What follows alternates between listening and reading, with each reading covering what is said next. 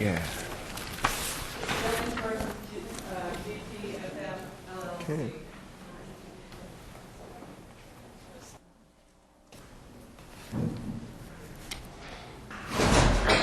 Long day. Thank you. Thank you.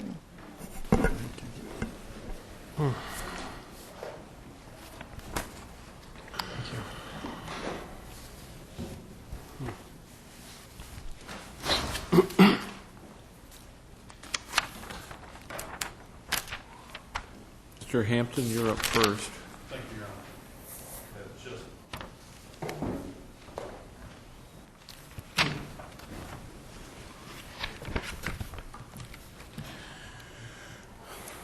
Good morning, Your Honors. May it please the Court. My name is Daniel K. Hampton. I represent the plaintiff appellant in this case, David A. Billings. I intend to focus my argument on the two issues that I believe are critical to this appeal. First, the question of whether the defendant appellees in this case should, by way of self-help, have been able to kill the derivative claims brought by Mr. Billings on behalf of GTFM, the company that he founded.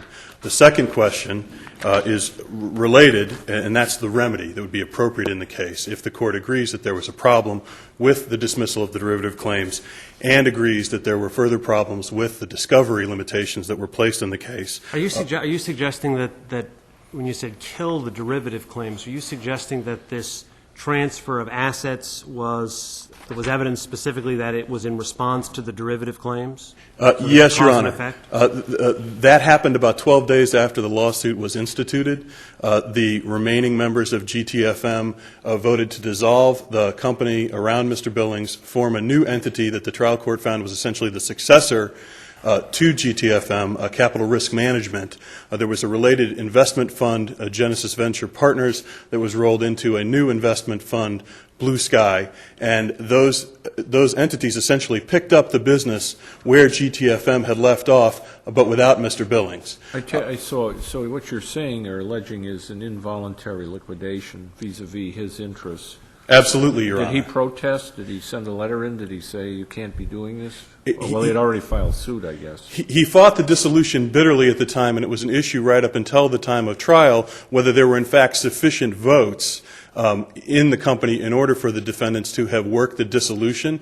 And that's the stage at which his thinking really was when he opposed the initial dismissal of the derivative claims. At that time, he was still contending that there was no authority by the defendants to effect that dismissal. So what was the remedy?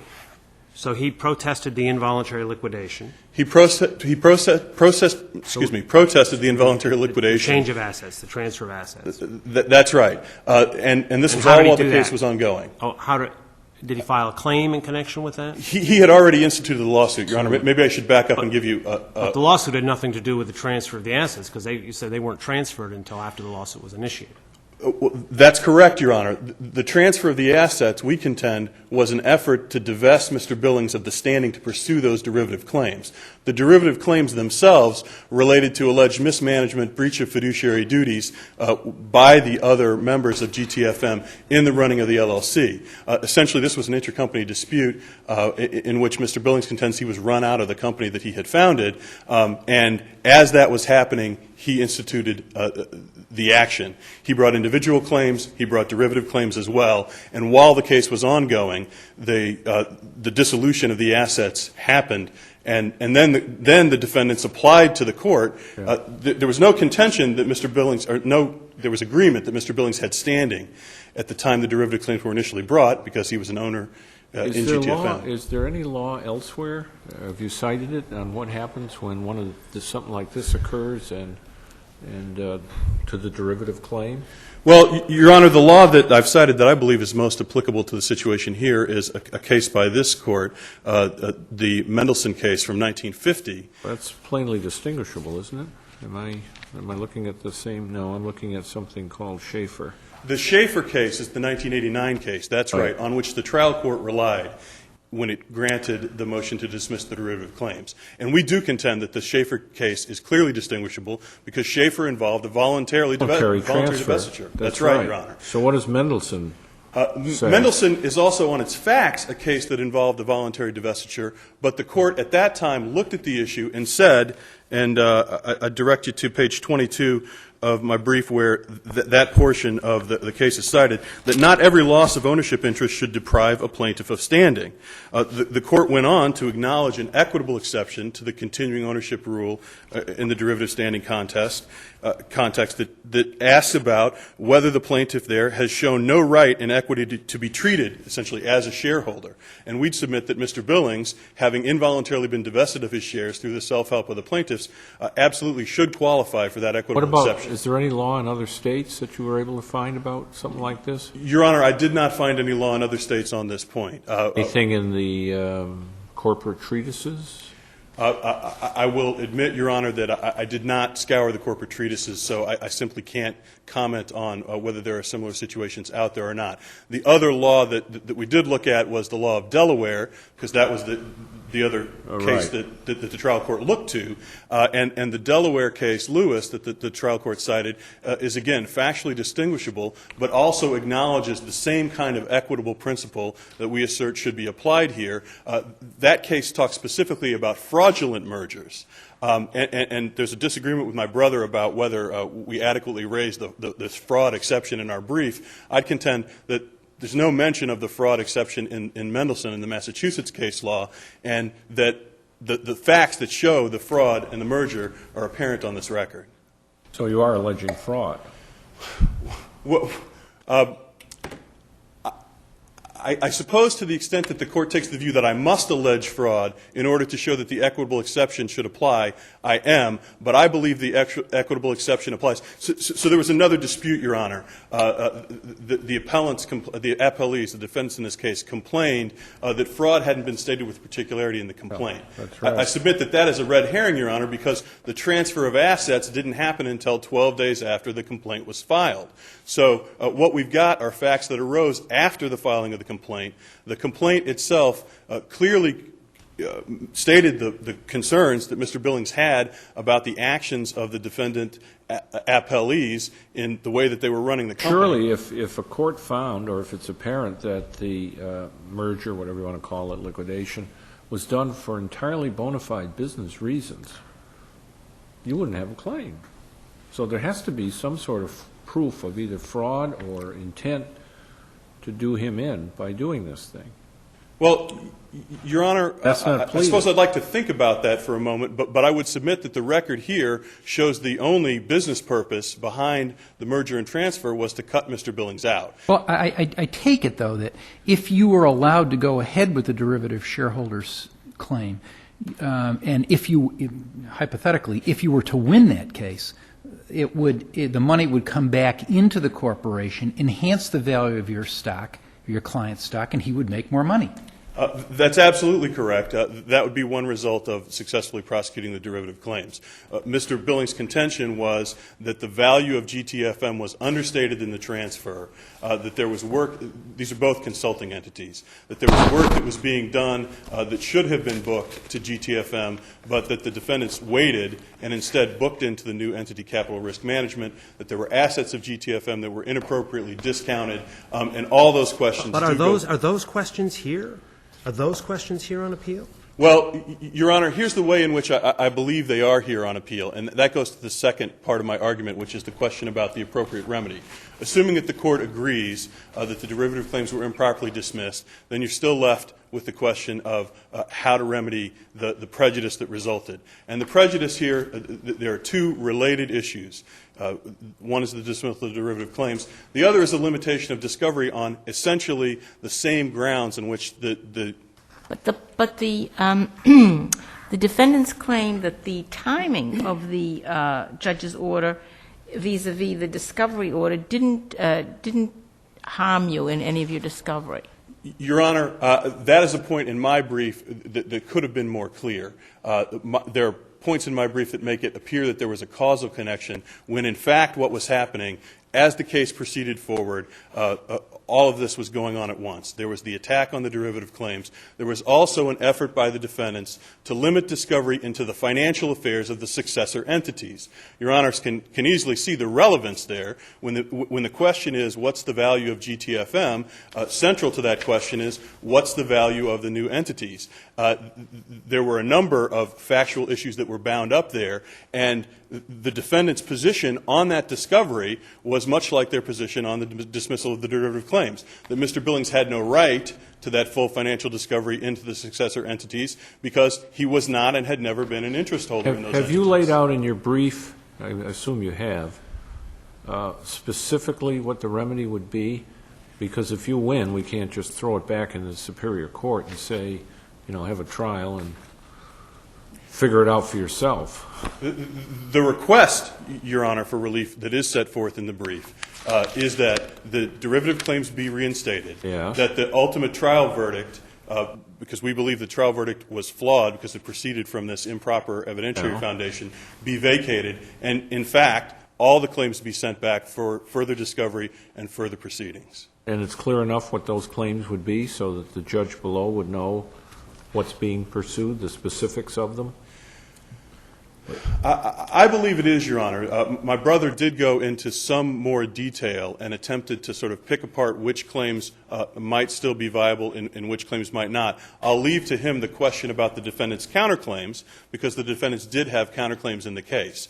Mr. Billings had a breach of contract claim that was directed out prior to submission to the jury that would likely not survive under this analysis. But I would submit his individual breach of fiduciary duty claims are on a similar footing to the derivative standing claims, should also be reinstated, and he should be allowed to proceed with those. I'm not sure I understand your answer to my question about the timing of the discovery. I'm sorry, Your Honor. And the judge's order. You said maybe you didn't make it clear in your brief. There is an issue here. Well, there are a few issues related to the discovery order. One problem is that the record here, frankly, is not as clear as I would like to have seen it. There was a motion to compel this discovery. There was an opposition by the defendants. That appears in the record. The decision itself on the ruling apparently happened in a Chambers conference. There's no stenographic recording of that ruling. What is clear, however, is that in depositions taken after that ruling, which the defendants have asked be noted in the record by the face pages, and we have asked that for completeness sake, what was happening in those depositions in a few instances be brought to the Court's attention. What was happening there was, as Mr. Billings' counsel at the time asked questions about the financial status of the successor entities, the defendants objected to those questions on the basis of the Court's ruling, saying he was not entitled to that discovery. So there is an issue about whether one ruling directly led to the other or not, Your Honor, but we'd submit that together those things show a clear error and show prejudice to Mr. Billings. I'm sorry, but the judge didn't have this, the judge just had a discovery issue before her on August 28th, right? Just a discovery issue. I believe that's correct, Your Honor. And she issued an order, and depositions took place thereafter. Yes. Well, what's the proper remedy if that discovery order was, in your view, too limiting? What was the remedy that should have been pursued at that point? Well, Your Honor, I suppose you could take the view that there should have been an immediate interlocutory appeal as to the scope of that discovery order. I don't believe that the law of preservation, however, requires an immediate interlocutory appeal. And having obtained a final ruling, definitive ruling on the Court on the issue, I believe that issue is adequately presented for consideration at the end of all proceedings in the case, which is what in fact happened. Okay, but we don't know what the ruling is. We can infer, based on, among other things, the defendant's objections, the substance of that ruling. There's also some trial testimony about the limitation on discovery. And it's also clear, Your Honor, that the ruling was important to the Court's ultimate findings in the case. What you have happening in the Court's post-trial opinion is rejection. So you're not saying at this point that the judge made her discovery ruling because she had decided that you didn't have standing to pursue the derivative claims. That's not what you're saying. I am saying, Your Honor, that the same underlying rationale that resulted in the dismissal of the derivative claims also inappropriately resulted in the limitation of discovery. And that is the rationale that Mr. Billings was not and had never been in ownership, never had an ownership interest in the successor entities. Okay. I see that my time is growing short. I would submit the rest of my arguments on the briefs and ask for the right under 22C, if there's new matter raised by my brother, to respond to that in writing. But if there are no other questions, thank you. Thank you. Mr. Kaplan?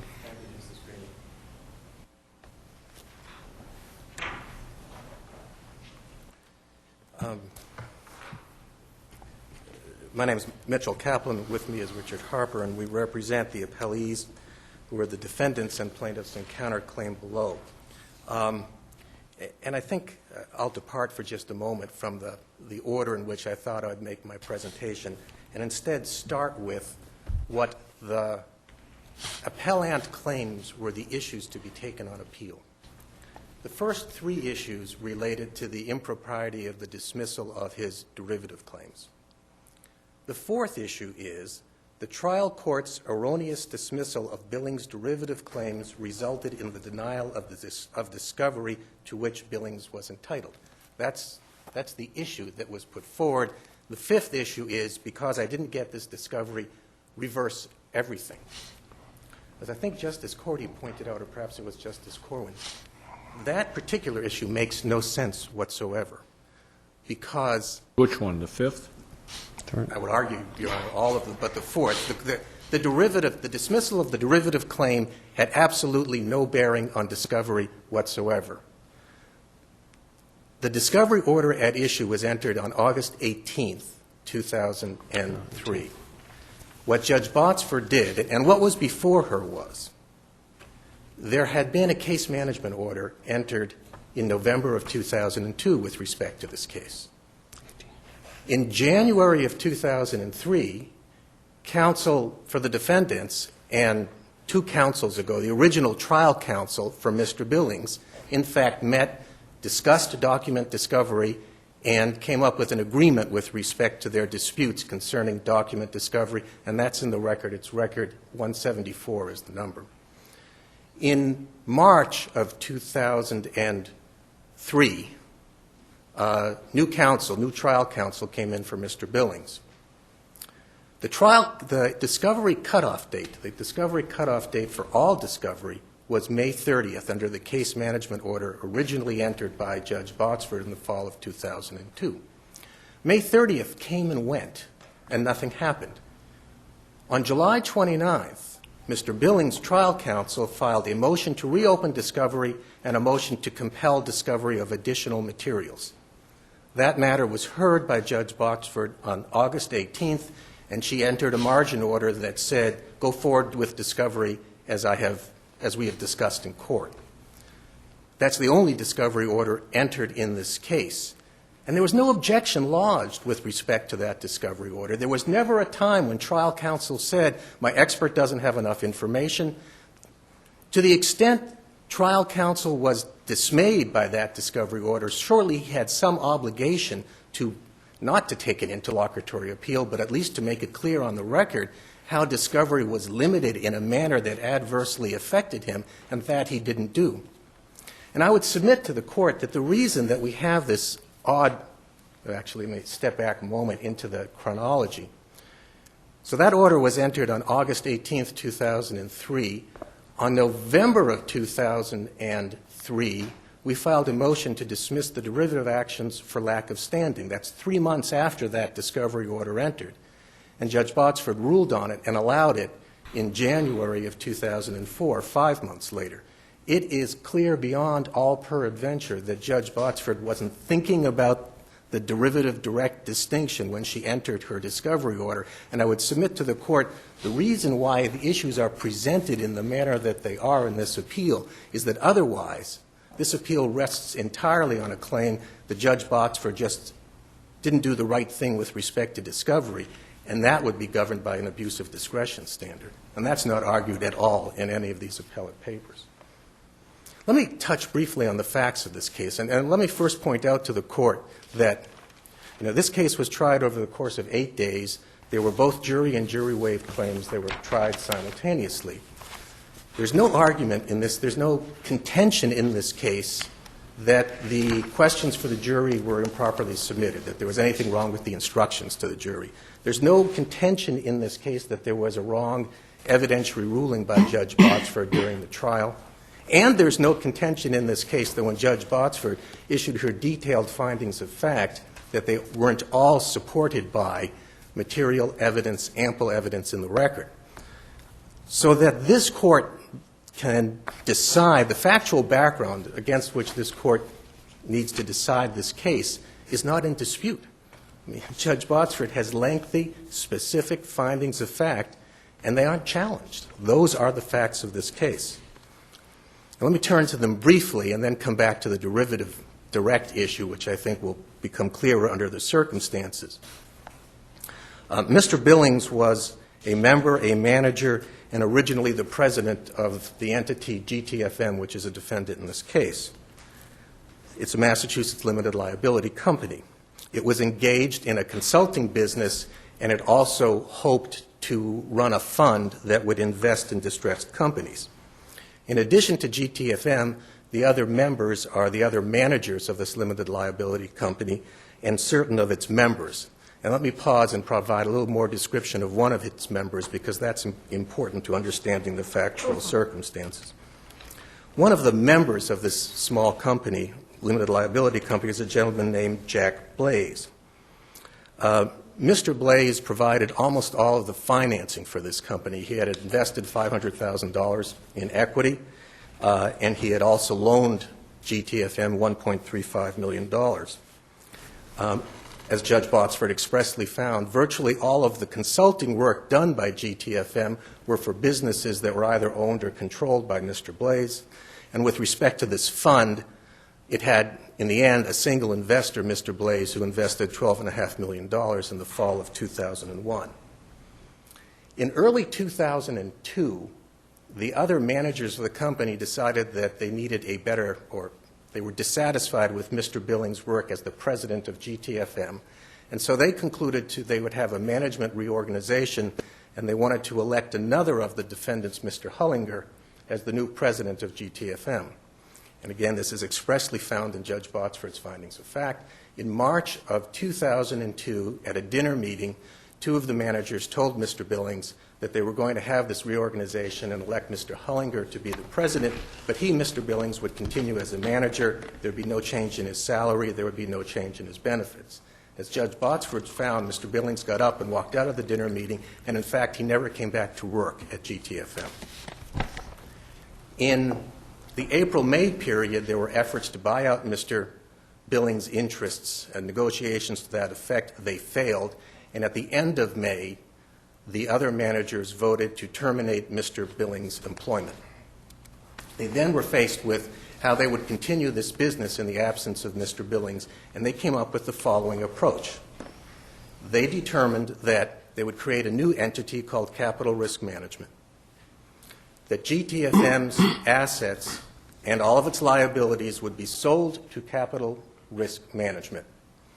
The amount of that sale to be either $25,000 or the going concern value of GTFM as determined by an independent appraiser at Ernst & Young.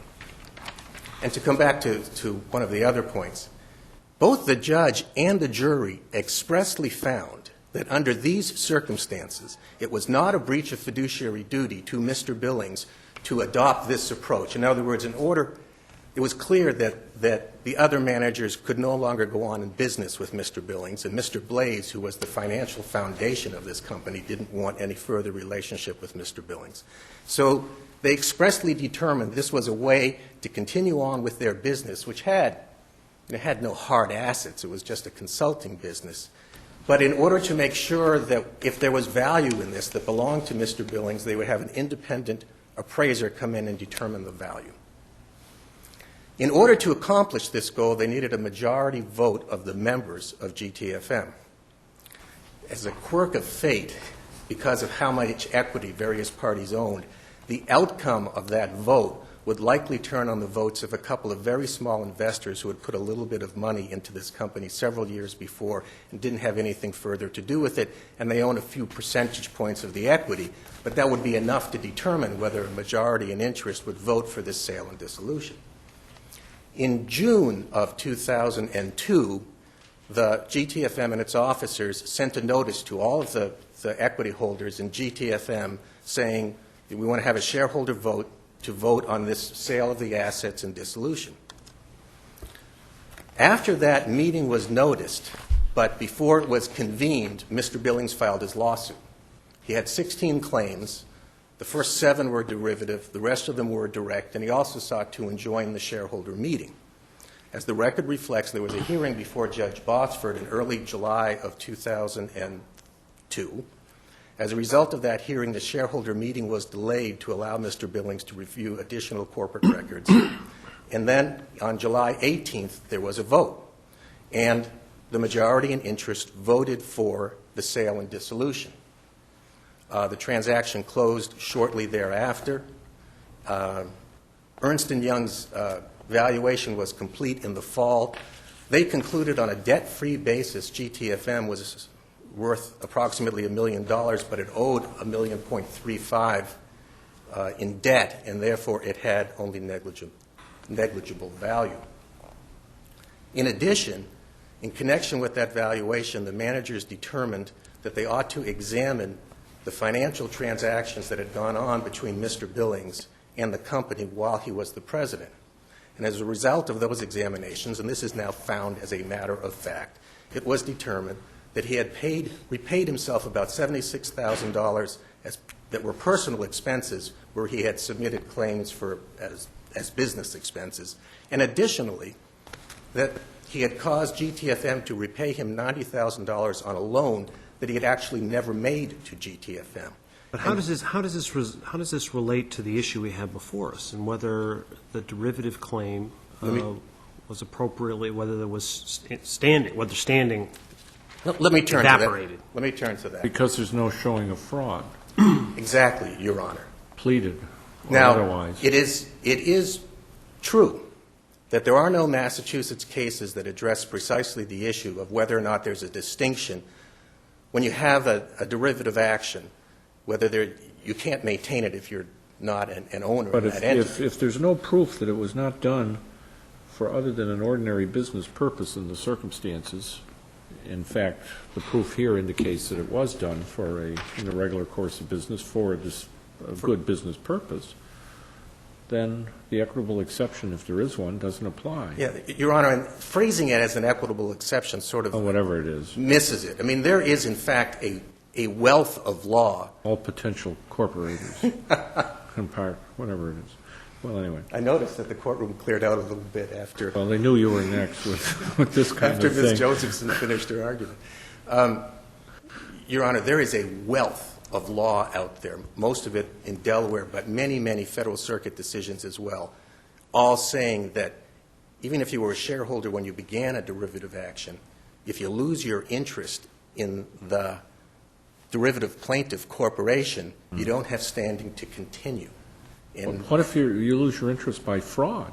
well, let me come back to that. First, on the question of whether it's voluntary or involuntary, there's a wealth of case law from other jurisdictions, and we cite it, which says it doesn't make any difference because if you've got no interest in the plaintiff, when the case is over, nothing will fall back to you. But the interest is, I take it, if he were allowed to have proceeded with the derivative suit and recover money, it would have enhanced the value of GTFM, and that would have increased the value of his stock.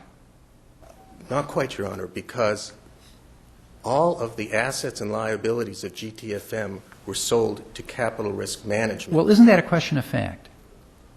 Well, if it's a question of fact, it's over, Your Honor. I mean, the court expressly found, that... But did the accountant, in establishing the value, of the corporation for purposes of determining, for instance, what Mr. Billings' shares were worth, obviously didn't take into account the value of these derivative claims. Well, I'm sure he did, Your Honor, in the sense that what he did in determining the value of GTFM was not a balance sheet test. I mean, if the derivative claims had some value, they would have been modest in the But even if he did take the derivative value into consideration, isn't it still a question of fact? Let me back up for a moment, Your Honor. The question as to what the value of GTFM was, I mean, to go to Justice Cordy's point and yours sort of at the same time, there was a direct claim. I mean, the principal claim tried, and as to which the expert testimony was offered in this case was, what was the value of GTFM? Ernst & Young's analysis was that it had only negligible value. Mr. Billings put on an expert that Judge Botsford found to be completely unpersuasive, that it had some larger value so that his interest was due money. That's a direct claim. It's not a derivative claim. To the extent that GTFM had value, there would have, the way it was posed by Judge Botsford, and I thought quite well, was, the question is, did the company breach its fiduciary duty by not paying Mr. Billings the fair value of his interest in GTFM? Well, let me just ask you one other question. And getting back to the question of fraud and whether or not fraud was pleaded, because if there is this equitable exception in the Mendelsohn case, if it does have any viability, does it depend upon a pleading of fraud, and was fraud sufficiently pleaded in this case? The answer is, I think it does depend on that, and it wasn't. And your time is up. And my time is up. If I could, Your Honor. Up means up. We'll rest on our brief. Thanks. Thank you.